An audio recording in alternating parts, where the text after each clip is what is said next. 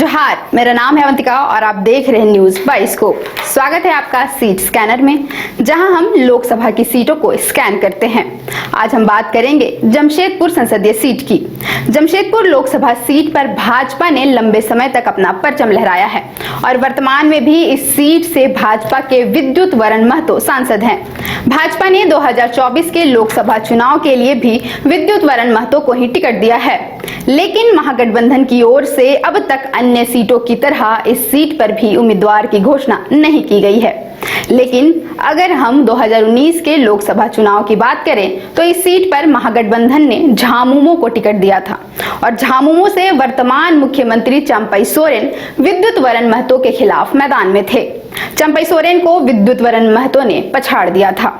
जमशेदपुर संसदीय सीट पर पहली बार नीतीश भारद्वाज ने भाजपा का खाता खोला और सबसे कम उम्र में जमशेदपुर के सांसद बनने का गौरव प्राप्त किया।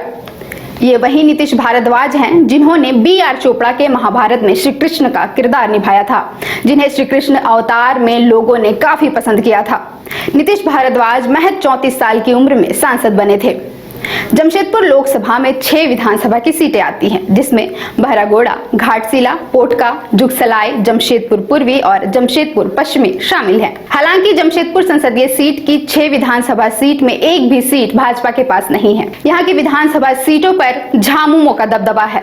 बहरागोड़ा से झामुमो के समीर मोहंती, घाटशिला से झामुमो के रामदास सोरेन, पोटका से झामुमो के संजीव सरदार, जुगसलाई से झामुमो के मंगल कालिंदी, जमशेदपुर पूर्वी से निर्दलीय से सरयू राय और जमशेदपुर पश्चिमी से कांग्रेस के बन्ना गुप्ता विधायक हैं। जमशेदपुर लोकसभा सीट के इतिहास पर नजर डालें तो 6 बार भाजपा ने जीत हासिल की है, वहीं कांग्रेस ने 4 बार जीती है।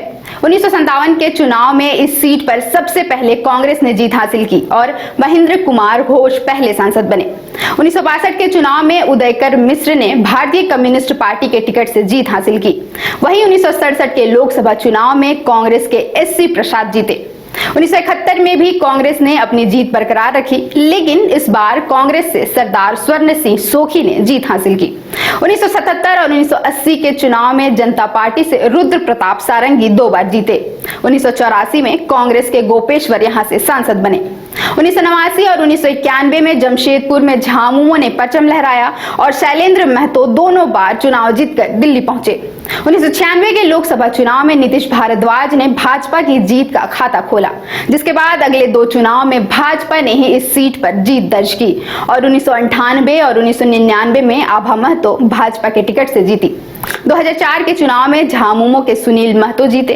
वहीं 2007 के लोकसभा चुनाव में सुमन महतो एक बार फिर झामुमो की जीत बरकरार रखी। 2009 में यहां से भाजपा की टिकट से अर्जुन मुंडा जीते, जिसके 2 साल बाद यानी 2011 में अर्जुन मुंडा को मुख्यमंत्री बनने के लिए सांसद के पद से इस्तीफा देना पड़ा। फिर जमशेदपुर में उपचुनाव हुए। साल 2011 में इस सीट पर झारखंड विकास मोर्चा से अजय कुमार सांसद बने, जिसके बाद 2014 और 2019 में विद्युत वरण महतो ने भाजपा से जीत हासिल की। भाजपा ने तीसरी बार भी विद्युत वरण महतो को मौका दिया है। इस बार जमशेदपुर में जीत की हैट्रिक लगाना विद्युत वरण महतो के लिए चुनौतीपूर्ण हो सकता है, क्योंकि जमशेदपुर सीट के इतिहास में अब तक किसी भी उम्मीदवार ने लगातार 3 बार चुनाव नहीं जीता है। इसमें शैलेंद्र महतो और आभा महतो भी शामिल हैं। अब 4 जून को ही पता चलेगा कि विद्युत वरण महतो लगातार तीसरी बार जीत दर्ज कर नया रिकॉर्ड बना पाते हैं या एक बार और यह सिद्ध हो जाएगा कि जमशेदपुर से लगातार तीसरी बार जीत दर्ज कर पाना सचमुच टेढ़ी खीर है। देखते रहें न्यूज बाइस्कोप। 5 राज्य, 61 शहर, 150 प्रोजेक्ट और एक वास्तु विहार। नई सोच, नया घर। बनाए रखिए अपना प्यार, सेवा में है वास्तु विहार।